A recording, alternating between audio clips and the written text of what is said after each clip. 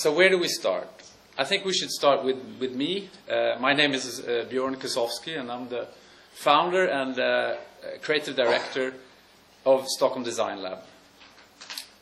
When I was a young kid, I wanted to be a pop star, and luckily I had a band, and one of the bass player had a father who had a record company, and he said that you could release a single. So we recorded the single, and luckily the bass player also had a grandfather who knew Andy Warhol.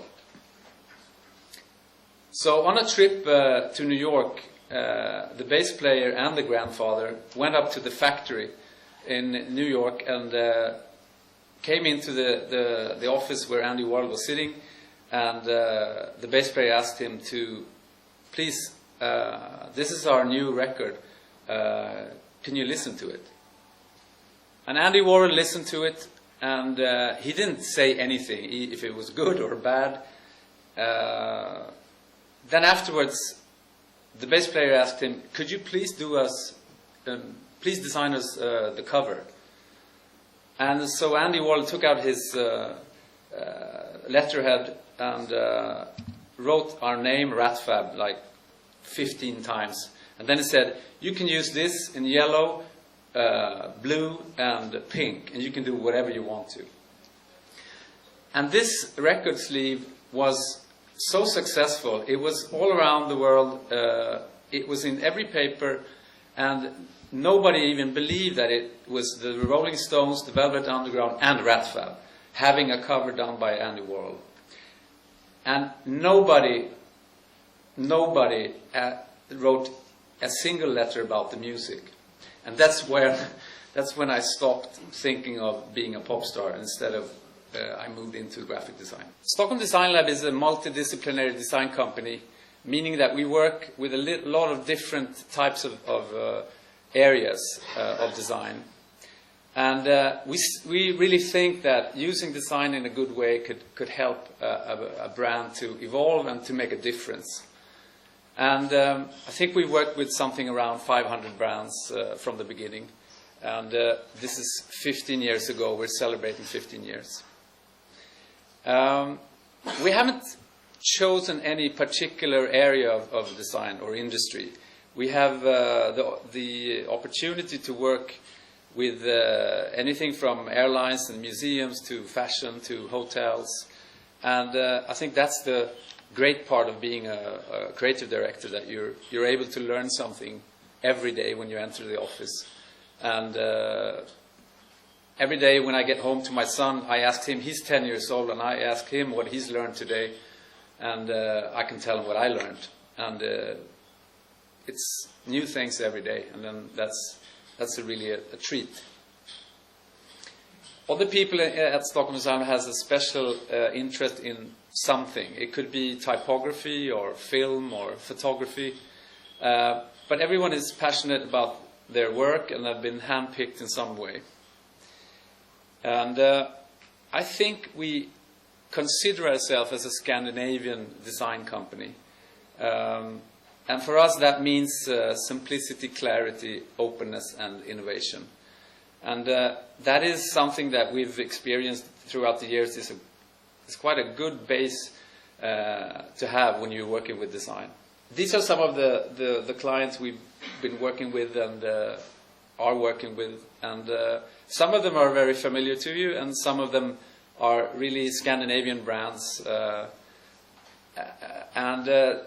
The interesting thing is that it's from Absolut Vodka, one of the largest vodka manufacturers, to the Swedish Institute, Saab Automobile Cars, Hyundai Card in Korea, Askul, the Japanese brand, Helly Hansen, which is a Norwegian brand.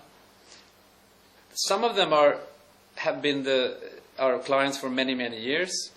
And I think that's something that we strive for every project, is to have a long-term relationship. And I also believe that that's something that differs design from advertising. design is long-term and advertising is short-term. And if we worked with a project like Åhléns, which is the major department stores in Sweden, during those 10 years, I've had the opportunity to meet 3 CEOs and 5 agencies. But the design is still there, and it's not changing. And I think you should think of that when investing in design. It's about, really, it's an investment and it's not a cost. I believe that an identity is the sum of all the details, and that's what constitutes the total impression. Everything has to be looked through, it has to be thought through, and it has to fit in some way. If the box won't fit, you will find out sooner or later, and the client and the customer will find out that it's not really well thought through. And I think most of our clients have not thought of this when they come to our office. They want us to do just 2 or 3 boxes. But when you look at it, you need to take care of all of them. And sometimes we get to do that, and that's really, really great.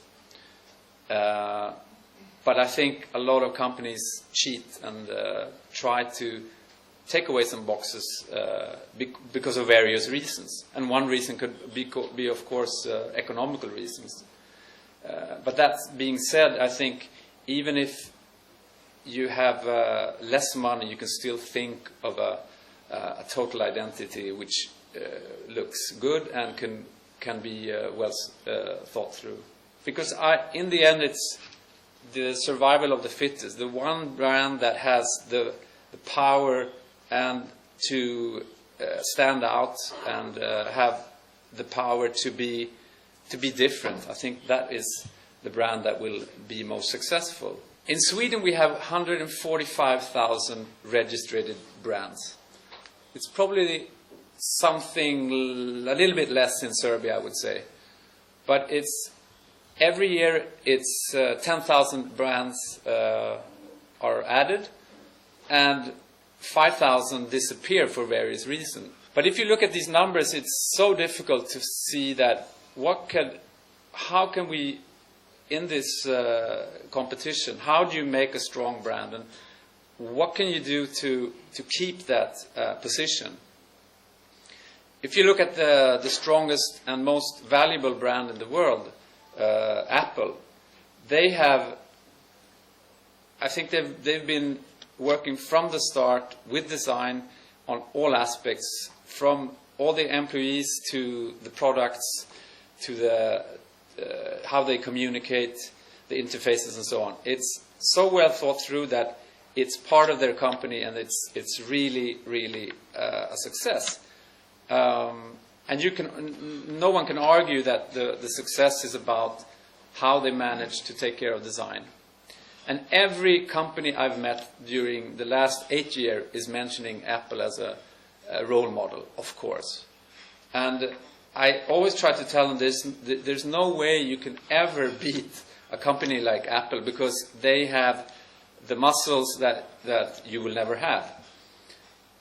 If they want to make a package, they will make the package exactly the way they want it, with no compromises at all. They have 200 graphic designers or designers working on the package, and they will never fail to make a perfect package. What company can work like that? What company is able to do things like their way? So they have a lot of fans all around the world. Of course, we love them. But also, I hate them. I hate them once in a while, because they've made for me, they made an iPhone which is made out of glass, which I drop, or my son drops it. So we have this guy coming to our office, I think every second week, to repair the iPhones. And that's quite a smart business. He's charging something like 50 euros, and he will change the glass in 30 minutes or something. is that good design? Is that good design that you need to add things in order to make it work? I'm quite curious about that, and I'm also really interested in see what's going to happen in the future. Luckily, we were able to design one of these, what do you call them, shells, for a Japanese company called KDDI. So we created these, I think there's 27 different shells for every phone or every smartphone there is. And all of them are based on a design self-made from the product itself. It's based on where the opening on the back is for the lens of the camera, and we kind of made a silhouette out of that, and then it's just adding the lines, and it becomes a design. So it's designed by itself.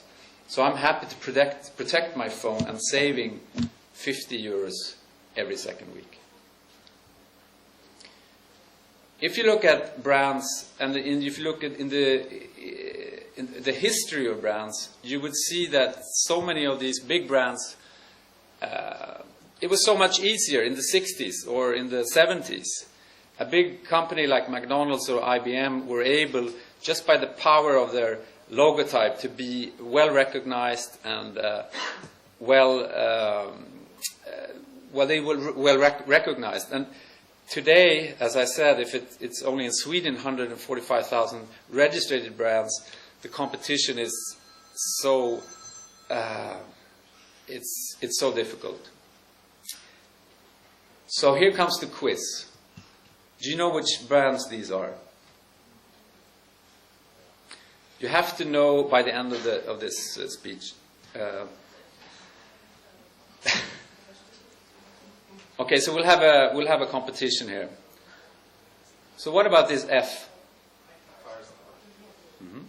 What about the P? Correct. And what about the J? JB. And what about the L?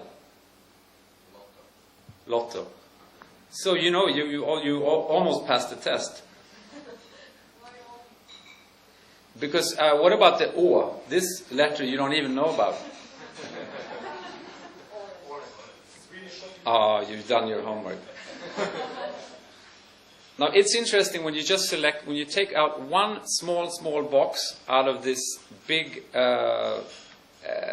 identity program, and that you can recognize the company, and you immediately think of something, either positive or negative. But I think most people have a relationship just by seeing a logotype, and that's something that you should really take care of and be careful with.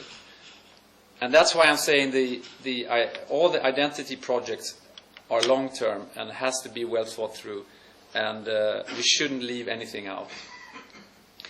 When we started the company, we were able to immediately do one of the biggest projects in Northern Europe, and that was to work with SAS, the Scandinavian Airlines. And Scandinavian Airlines has a history of working with good designers, great architects, doing quite nice things throughout the years. And one project that we were looking particularly in when doing all the research was the Danish architect Arne Jacobsen, who designed a hotel for SAS, and inside the hotel he designed all the furniture.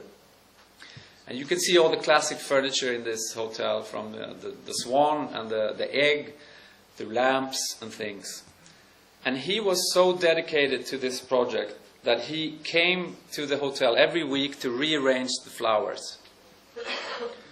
I think that's something that you should think of when designing anything. You have to be so careful, and you have to be so dedicated, and even Arne Jacobsen couldn't leave anything to anyone else. You had to do it yourself.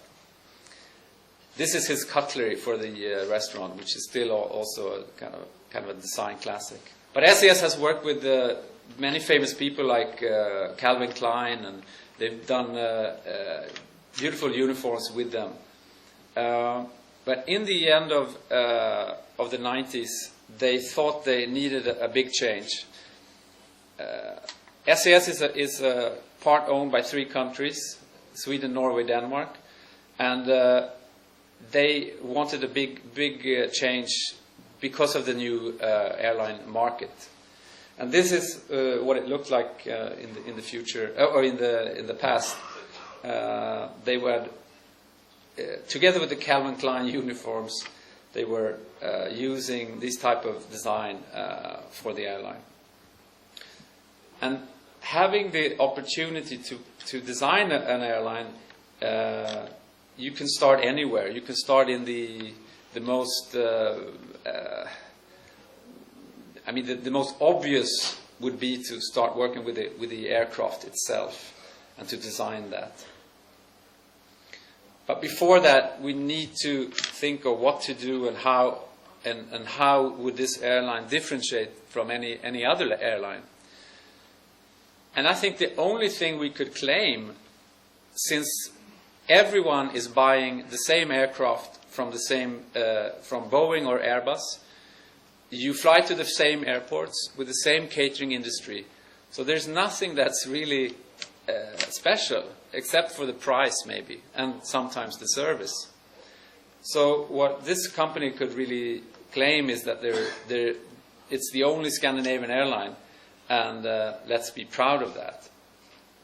So that was the concept that was made, that we used throughout the design. We had the opportunity to work with a client that was really interested in design and had the history of using design as a powerful tool, and letting us do everything from changing the logotypes, adding colors, doing a typeface in 26 different versions, and even doing unique things like their own images for each destination, which is also something that would differ them from any other airline. So if anyone can fly to New York, you should show the SAS way of flying to New York and what kind of pictures we would show from New York. So that was a great thing to go around the world and take photographs of all these destinations. And of course, it's a big job just by looking into the brand and the sub-brands, trying to make everything work together, and really have a consistent design throughout all the applications. And when I was looking at the airline industry, which is quite an old, it's an old, unmodern industry. It has still, they're trying to copy this luxurious transatlantic, from the 20s or the 20s or 30s. You have the trolleys with these silver, and you're serving a 3-course dinner in the air, which is ridiculous. But that's still how the airline industry is working. And also, most brands, they are using their branding as almost like branding a cattle, like you put a stamp on everything there is. Does it have to be like that? And does it really have to have this cattle branding idea? Of course, you need to be really consistent and clear when you're entering an airport. You need to find your airline, and in this case, it's just a blue sign which you look at, and you need to see. You have to have a clear communication, and for most airlines, it's only about destination and the price. But what we found out is all the details, if that's so important, why not work individually with every detail? And that meant that we could do something with for instance, the salt and the pepper package. You could add something, what we call a poem, having a dialogue with the person sitting in the seat. And these poems are seen throughout the airline, and when you enter the plane, you would have a small poem on the right side. Another place where you're able to really highlight your branding is the lounges.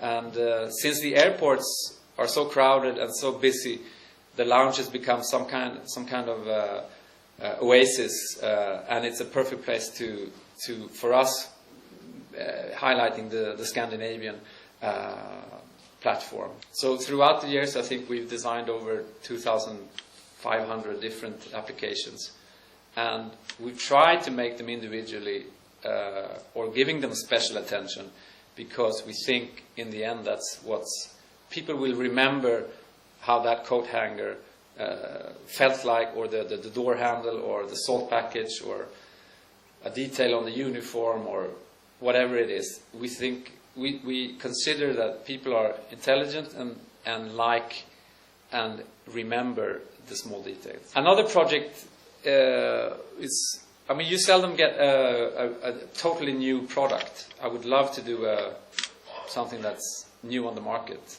Most projects are redesign of something old. This is a company called Hemtex, which is the market leader of textile in Sweden. This is what it looked like before we started working with them, and it was a company that was lacking self-confidence and I don't know, ideas on why they were, what their stores would look like, and what they were doing. And this is always, of course, a great starting point, just to point out, this is what it looks like, do you like it? And I mean, nobody liked it, so it was quite easy to say something else. And for most companies, you need to have a strong idea on what you want to achieve, and what's the purpose of, what's the reason for being. And this company is, they have a passion for textile. They're the most, they have a lot of knowledge around textile, and they could really make a difference with that. And that's what we suggested for them. It has to be seen throughout the identity that it's a textile company, even by changing the logotype into something that has a more textile feel. So I think you have to have a starting point in all projects, and you have to have something that you can relate to. A company that's working with patterns and textiles and colors should have an identity that could reflect that, and could be something that is, I don't know, fun or interesting, and these small toolboxes that we gave them is a great start for them to also to get back the self-confidence, and also to work with design in a more proper way. And they are at the moment coming back into the market with a completely different attitude. Everyone is kind of referring to IKEA as a super Swedish company with a strong culture. And even before we started the Stockholm Design Lab, we worked with IKEA for various projects. And one project was something called IKEA PS, which was a project that would bring Scandinavian design into the company. I think before that they were copying a lot of other designers, and the idea with this project was to bring in 20 Swedish designers to do several projects, and it was packaged and branded through the name IKEA PS. And I mean, they're huge, and the philosophy behind this is the owner Ingvar Kamprad, who said he wants to furniture the world, and his payoff is not for the rich but for the smart.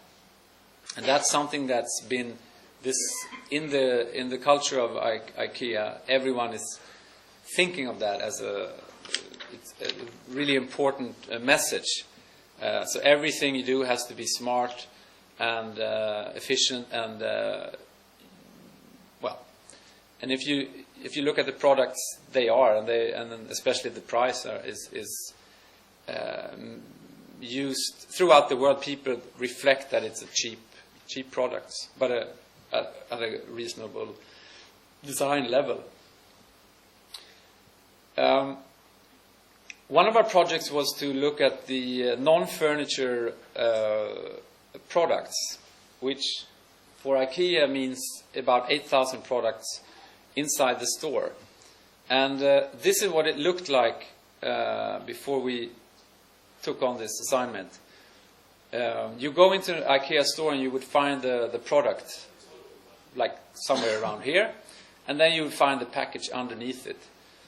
And the problem is that a lot of people open the package to see that it's the right product. So IKEA has had people going around the store employed just and putting tape on those packages that were opened. And you can imagine how costly that would be for 200 stores. The other thing they wanted us to do was to take care of 25 languages on the same package. And if you look at a package like a small battery, which is this big, it's totally impossible to make 25 languages on that. Then they wanted them to be more beautiful. They wanted them to be more environmentally friendly.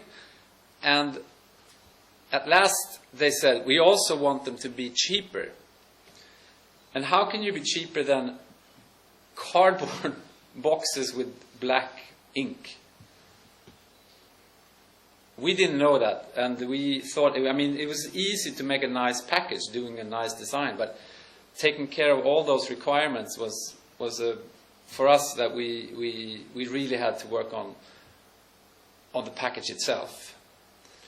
So the end result was to think of the product. People don't want to pay for the package. They want the package just to in a good way, take care of the product. So the idea came out of a wrap that you would wrap around the product, solving all the problems with the people opening the boxes, because you can see the product and the product will be in focus. You can take away all the information needed. The only thing you would need is a barcode and a name. And the good thing also is that it also took care of the packaging material, reducing it by 40%. So sometimes design could be taking away a lot of design, and by that you are adding something. And in this case, we're taking away so much that it becomes something else, and it's just a piece of cardboard with a name on it. IKEA is famous for doing furniture, but the owner or the founder, Ingvar Kamprad, said people also are hungry, and when they leave the IKEA store, they should also have the possibilities to buy some food. And this food would be particularly Swedish food, and something that you could relate to as Swedish food. So he said, let's make our own food. They started off by selling other brands, but we've been working with them for 6 years, and at the moment there are over 100 different products, and it's only their own private brand. So they took away all the other brands. And the idea of these packaging is that it's also kind of a connection to the other packaging project. It's really less is more, taking away a lot of information and showing the product in a good way. And sometimes sometimes we are able to do just small, simple adjustments or to create something. And I think this tin can is probably a good example of what a a food product from IKEA could look like. It's a normal tin can, and you're able to print on it. So we printed white and black, and the little detail with the opening is the whole part of the design. And we think this is a good example because it has a wittiness and it's very much IKEA. Our problem is that we're designing products with one of the worst typefaces there is. It's called Verdana. And the Verdana is made for online or on screen.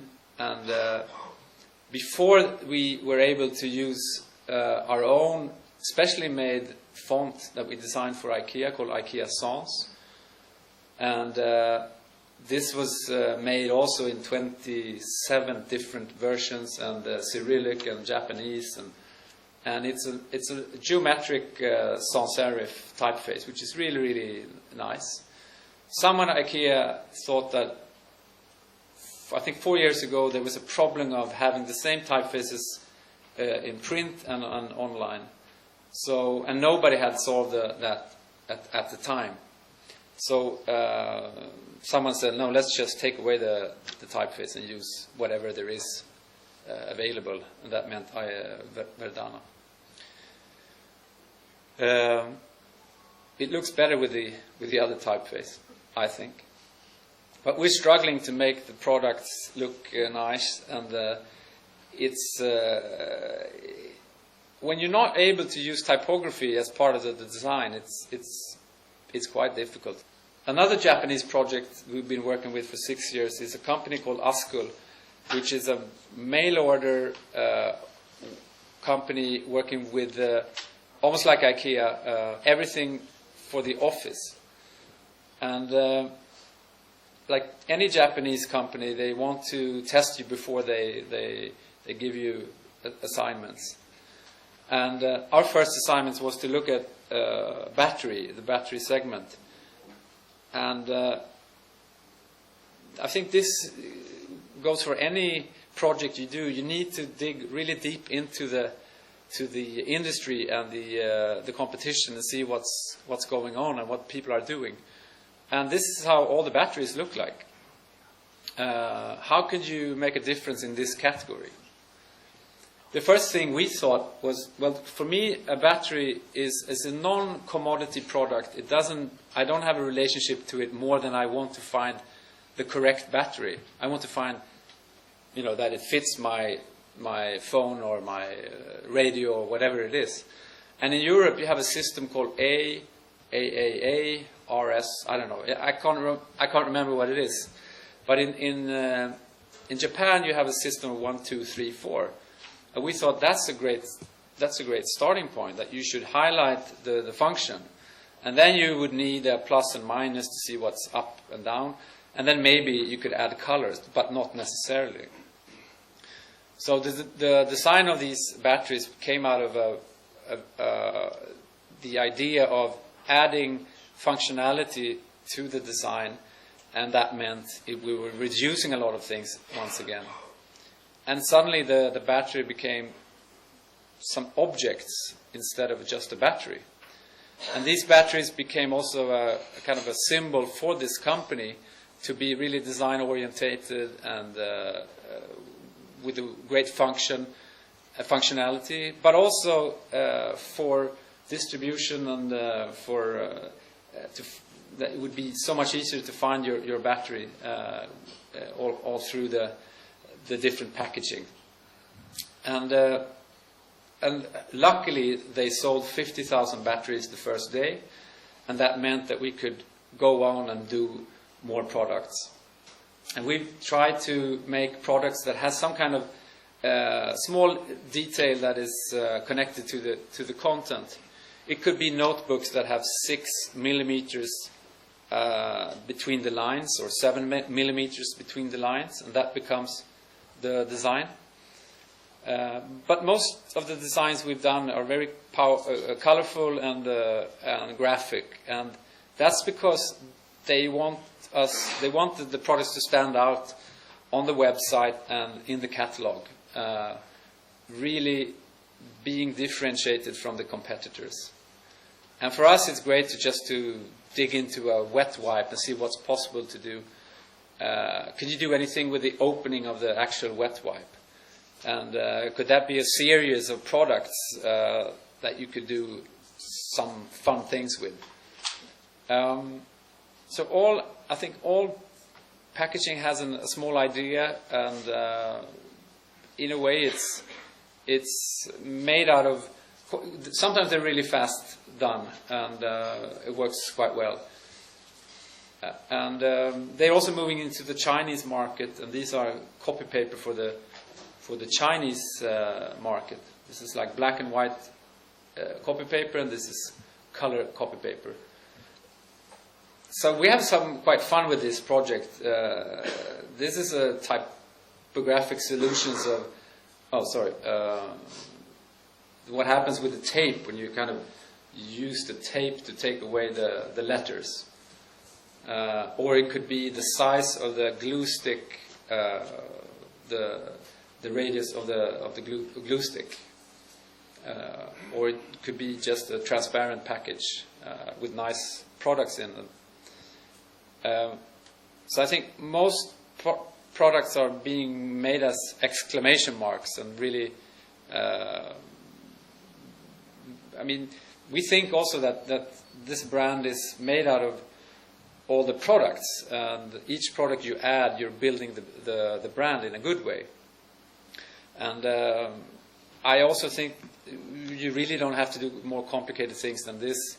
If it's a USB stick, it could probably it's a good reason to highlight the gigabytes than anything else. I think what they're doing is they're setting a standard also in this non-commodity, I mean, this like commodity products that are not designed, or they're not used to being designed. And for us, it's a lot about functionality. If you have copy paper in your office, you should really focus on the function. Which copy paper am I looking for? And that's easily made by a color-coded design. The Swedish pharmacy had a monopoly some years ago. There was only one company, or one called the Apoteket.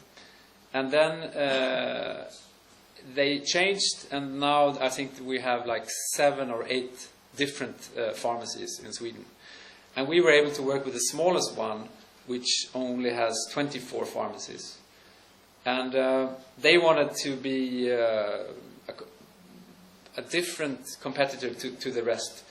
And they wanted to add design in a different way than the rest of the pharmacies. And once again, this is what it looked like before. It was quite a messy environment with no blood or energy at all. And I think a project like this, you also have to dig where you're standing. You have to dig into what is a pharmacy, what's it made up of, and who is it for. And a pharmacy is about the human body, to help people to get the right prescription or the right products. And for us it was, if we were able to do something that would be different, then we should maybe also highlight the things that if you enter this pharmacy, should always be like entering a home. They're located in hospitals, so the environment in the hospital is is not so pleasant. So when entering this pharmacy, you would almost enter like a home. So this is a experiment with doing a pattern that is made out of the human body. And we rearranged all the colors from white and green to all these vivid, strong colors, and using this idea of the pattern of the human body throughout all the applications. And also adding wood and glass and more natural things. And we thought they would really... we didn't think they would agree on this by using, a close-up of the brain you know, a kidney or a hand or a lung, a piece of a lung. But it really worked well, and I'm really happy that they kept us going, and also the sales increased like 30%, and the people are really happy going into the pharmacy, and that's, I think, something good for a design, that it's suddenly you're happy to buying pills for the headache. So I think patterns and things like this, I mean, design can come from anywhere, and we said I think research is great to do, but I think sometimes it's a gut feeling. Before this project, I was doing another project for a company called Svensk 10, together with a Swedish designer called Monica Förster. And we were invited to do a project on for the Swedish Svensk 10, which is each year they invite designers to look at their patterns. And this is a pattern from the 1940s, which we wanted to make a more contemporary take on. And I wanted to make a movie out of this pattern. And the project is called Marble 4420, and you can see that on our Vimeo page, how this movie, how this pattern suddenly moves and becomes alive. And from that we also, and it was very, very difficult to translate a sketch from the 40s into something for the 21st century. And we also tried to reinterpret this pattern into products, and sometimes you're really lucky to have these type of products, because you're able to, I don't know, behave like a child, or and these were like products we came up with, and also transferring them into three-dimensional objects from this pattern. This could be a project which was not about branding, and we challenged him from the start that we wanted to create a project that would stand out, and also that it had a great idea.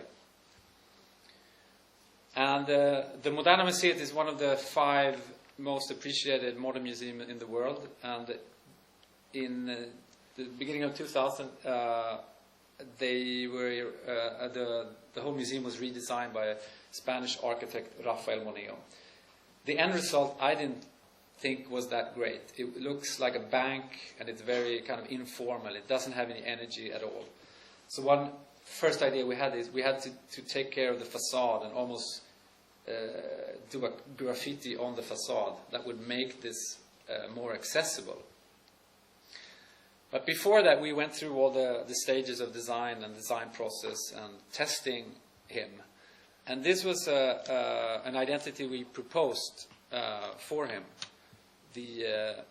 Stealing the McDonald's M and using them as an identity throughout the whole museum.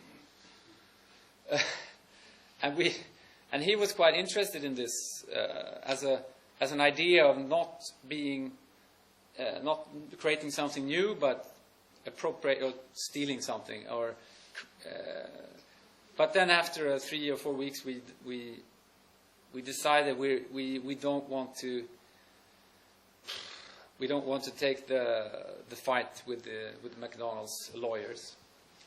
So we ended up in looking into other areas. And it's interesting, the design process, suddenly you see something, and it becomes immediately a great idea. And this is a book I found when we're doing the research. It's from the 1983, and it's a book on Robert Rauschenberg, which is the most, I think, appreciated or the most important artist for the museum. And he has some great art pieces in the museum. And he did this cover for the book. And he said, let's do a ready-made and let's steal that handwriting and use that as a logotype. Because what is better to have a logotype which is a signature? All art is signed by someone, and that's what if the whole museum was signed? So either it's a logotype or it's a signature. And we presented this as an idea of just a handwritten signature. And my mother thought it was me who did it, and the museum director really liked it. And then after a while we said it's Robert Rauschenberg who's the artist, and then it became obvious that this is a good project, and it will turn out really great. And the only thing we didn't check was that if it was okay from Robert Rauschenberg. And we received a mail 1 week before the opening, and he said yes. Otherwise, I mean, museums are about signage. You need to find your way around. And in this case, we almost worked like an airport, putting big light boxes up on the walls, and really directing people how to move around. Museums are also based on the merchandise. The entrance fee is not enough to take care of a museum. So all the merchandise in the shops are really important. And we didn't just want to put a logo on everything. So we think, what if we created objects out of anything? So this is a coffee cup that says object in ceramics, height 76 millimeters, 23 centiliters. Or a toothbrush or a chocolate. And all of them has this witty kind of object-defying idea. And it's quite cheap as well, just to buy any toothbrush and put this type on it. And the type itself was made out of a classic modernistic typeface called by Wim Crowell called Gridnik. And it's really a strong part of the identity, and it's used throughout all the exhibitions. This is a project from 2 years ago. We actually drew the type on the parking lot a week before the opening, and then I think in January it was torn away, or it was gone. But we photographed this with a helicopter for the exhibition catalog and for the posters and so on. You're zooming into this parking lot with this type. A lot of books, some really nice advertising for the final week of Andy Warhol. And a lot of merchandise, and once again with the really simple objects that are used as objects. And then later they opened a second Modern Museum in Malmö, the southern part of Sweden. And this is an extension to an old building, and this is an orange big box in metal, which is really interesting and contrasting the environment, or the old buildings. And you enter this orange box.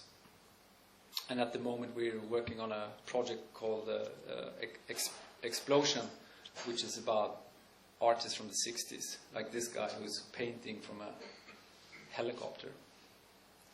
That's really inspiring, I would say. Sports manufacturer in Sweden called Stadium. It's one of those projects where you really are able to create something from the start and make it work. They're selling sports goods to everyone, and they have their own brands, and they have also other brands like Nike and Puma and all the major brands. I think any project you need to look at how it's where you come from, and in this case their identity was from 1984, with this logotype being almost like some American college typeface. And when we started redesigning in 2006, the world had changed a lot. And I think it's important to show a client what happened to technology and what happened to form and design. And you can see by looking at a Porsche car that every year is changing, and it's such a big difference from 84 to 2006. Any project needs a great idea and a unique idea, and in this case we wanted to create a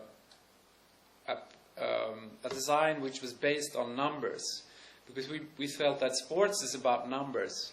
It's about what year it was, how many goals, how far, how high, how fast.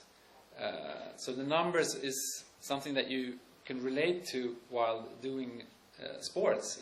And what if you could design something that would immediately you would think of stadium as just by using numbers. So it was an idea of having this for all our applications, putting big numbers on inside the stores and the bags and so on. And 57 is the size of a basketball shoe in the NBA. And 26 is how many holes there are in a small ball. 231 is the longest NBA player in all time, and so on.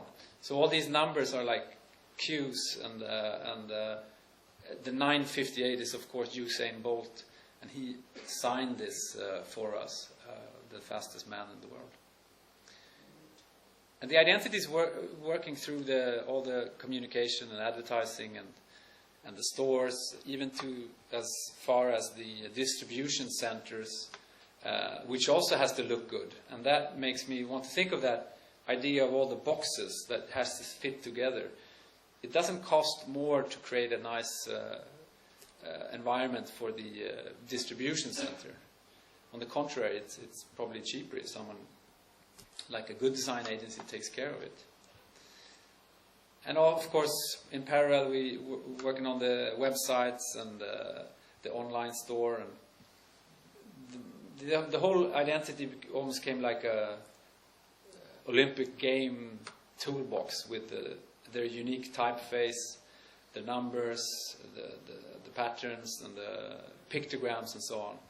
And it's used, as I said, throughout the communication, and also for the store which we designed for them, all these stores.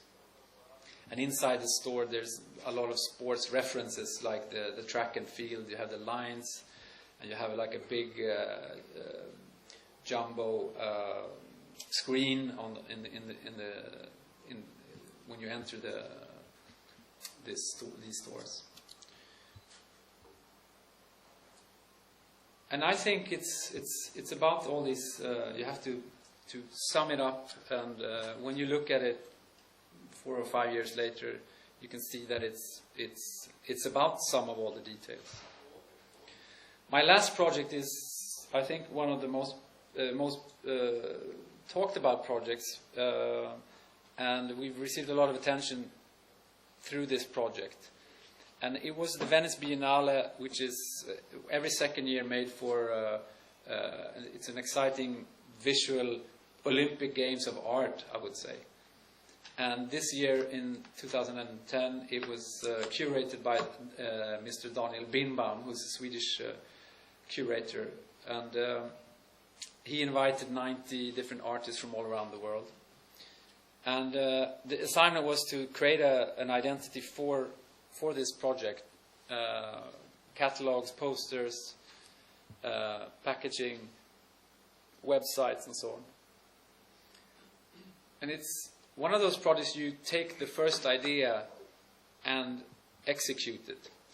And the first idea I had in mind for the theme Making Worlds, which is he explained it as it could be making big worlds, or it could be making small worlds inside your head.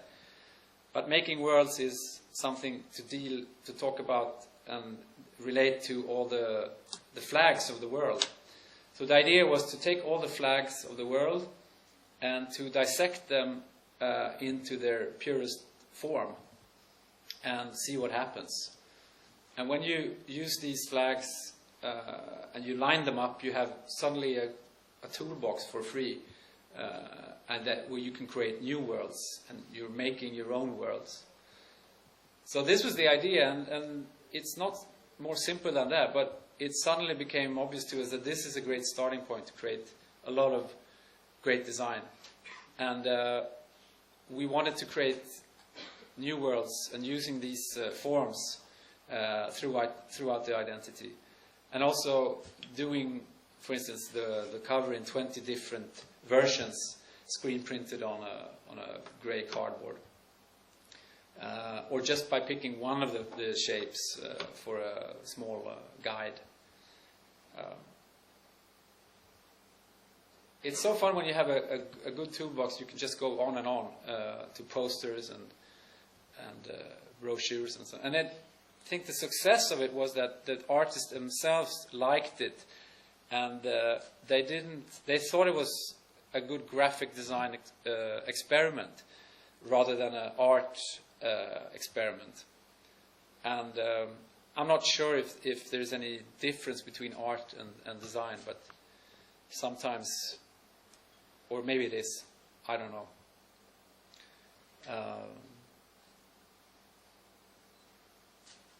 And it's one of those projects where you it's great to see it in the three-dimensional form, and to see it how well it works in this beautiful environment in Venice. And in the end, we had all these combinations of using flags or parts of the flags.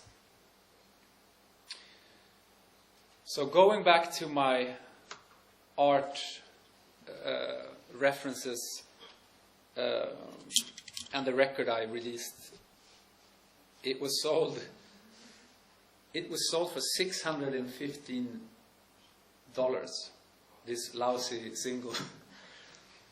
And it's only because of the cover. It's only because of the package.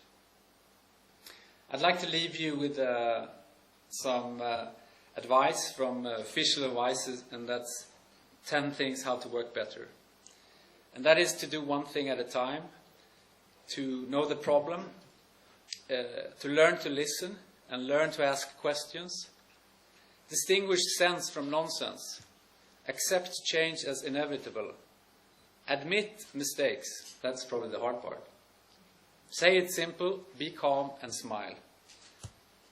And also remember, miracles happen. Thank you very much.